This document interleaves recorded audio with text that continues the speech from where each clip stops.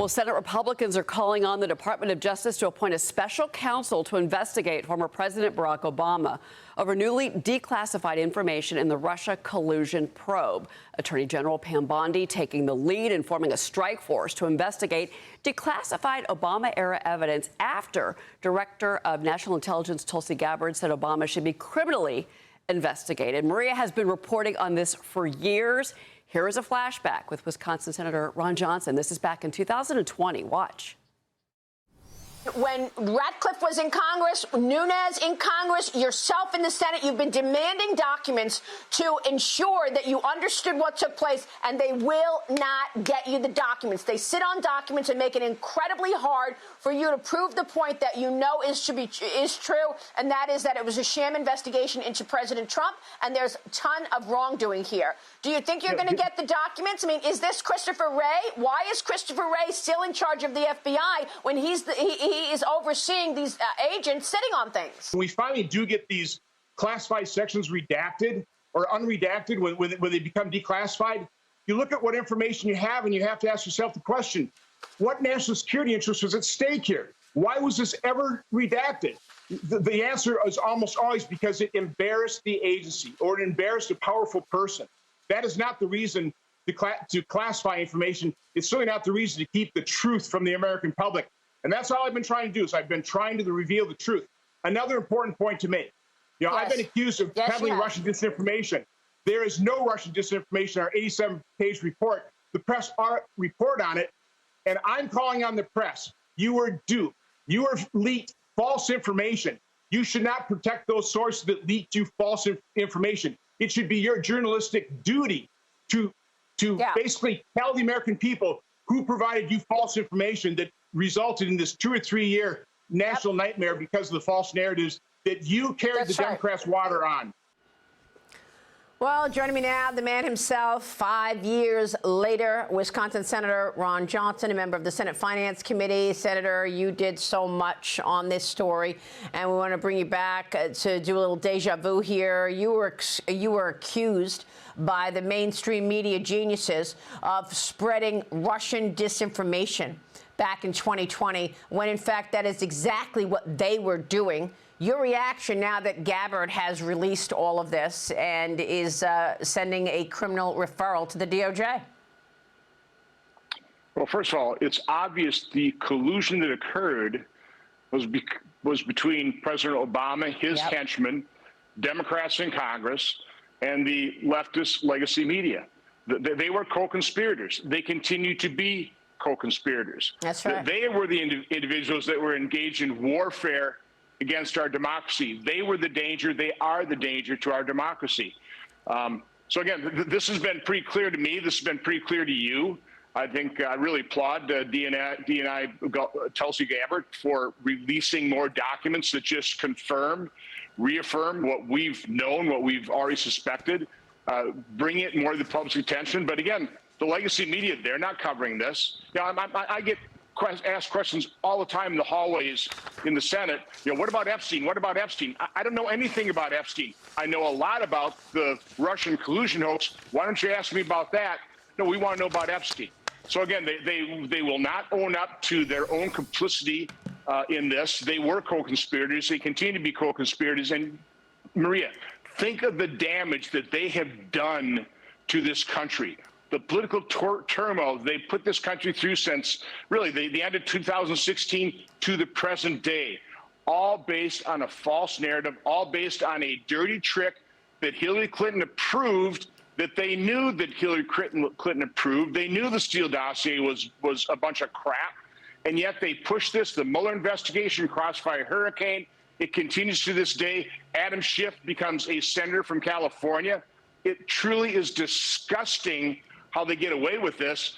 But again, it's a co-conspiracy, and the legacy, the leftist corporate media has a lot of power to this day. You're right, and it is disgusting, and it was a huge impact to America. It ripped the country apart.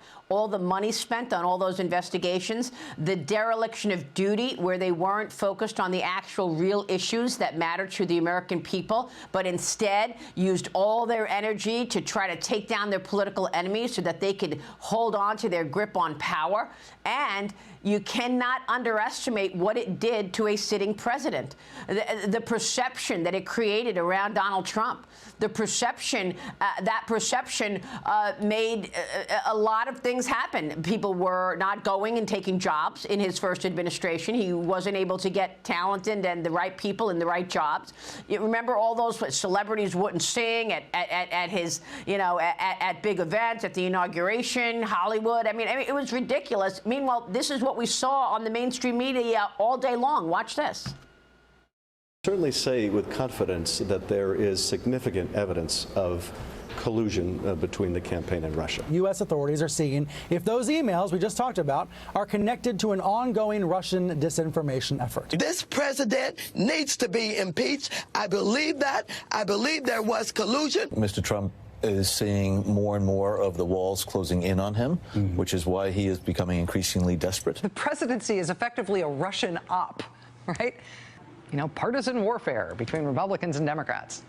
This is international warfare against our country. This is evidence of willingness to commit collusion. Specifically, Willie, I think what it means is that a federal judge found that people in Trump's organization were colluding with the Russians. This cloud about collusion with Russia will hang over him no matter where he stands. I personally think it's over. I don't think there's anything that can be done that can stop this at this point. Cacophony, this gushing of lies, problems, questions, chaos that will stop this presidency in its tracks. It does look like collusion. It does look like he's listening to Putin more than he is American intelligence. And frankly, I've never seen that before. I mean, how disgusting, really. When I first got to Fox, I had no idea that these were the dirty tricks that were played. But, watching this from my seat over these years has been incredibly illuminating. Is this just regular order, Senator, in Washington? So Maria, that montage that you just played on Fox Business News ought to be played on ABC, NBC, CBS, CNN, MSNBC, but it won't. No. Because, again, they are co-conspirators. They are complicit in this. And you layer, just this collusion, this conspiracy against Donald Trump, against our democracy, the damage it has done to our democracy, layer on top of that, it did result in Joe Biden being president for 4 years. Look at the damage done during 4 years of Democrat rule. The open border, the flight of millions of people in this country, the raging wars, 40-year high inflation, deficits averaging $1.9 trillion following the pandemic.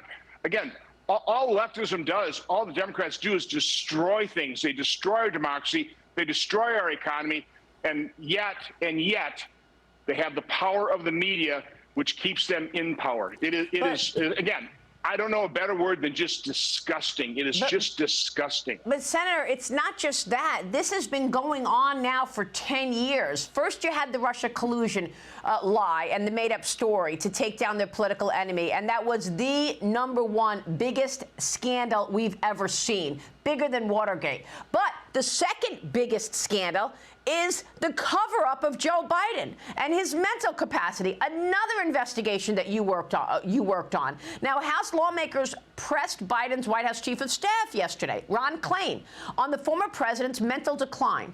A source telling Fox that Klain said Biden often confused names and proper nouns, and it got worse over time. Senator, you now are demanding that the National Archives turn over all records related to the former president's mental and physical health and cognitive decline.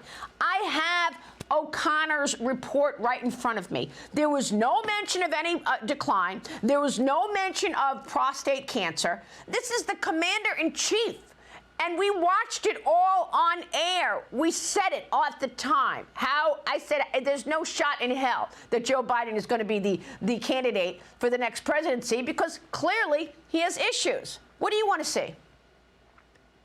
Well, as you remember, years ago, I was saying that Joe Biden was unfit to be president of the United States just because of his corruption. We watched his mental decline. It was obvious to all of us, but again, it was covered up. So what I'm trying to do is I'm just trying to create this historical record. I love what James Comer's doing in the House. They're hauling these people in. I'm requesting voluntary interviews with the constitutional officials, the cabinet officers. I want to create a historical record because these people take an oath to the Constitution to uphold and defend it. Part of the Constitution's 25th Amendment. If they are serving with a president who is incapable of carrying out the awesome and onerous duties of the president of the United States, they have a duty to the Constitution, to that oath, to say something about it, to correct it. The vice president does. The cabinet officials do. You cannot afford, in today's world, you cannot afford to have a president of the United States incapable of fulfilling his duties. So I want to create this historical record. It's probably going to take some time. We're going to obviously look at the transcribed interviews that the House produces. We need to lay this out for future generations so that future cabinets, future vice presidents understand their duty to the Constitution, to the oath that they took. Again, it's far too dangerous a world to have a president as incapacitated as Joe Biden obviously was, somebody who is as unfit for office as Joe Biden was. Yeah, what a joke. How are we supposed to trust so-called elected officials when they spend first the majority of their time trying to take down their political enemy, Donald Trump, with all this nonsense about Russia collusion that I saw through in 3 seconds, and then the rest of their time putting up a guy who they know is mentally unfit to run the country and then covering it up and using AIDS-shaped policy and sign pardons, etc. Are any of those pardons legitimate? The only pardon that Joe Biden signed was for Hunter Biden. Every other pardon was signed by either Jeff Zients or the Auto Pen or somebody else. So the good news is we still have journalists like you who are on the story. We have an explosion of alternate forms of media. We have podcasts. The truth is getting out. People just have to open their eyes and be open to the truth. Yeah. Senator, it's great to see you. Thank you so much for your work. Ron Johnson in Wisconsin. Thank you, sir. We'll be right back.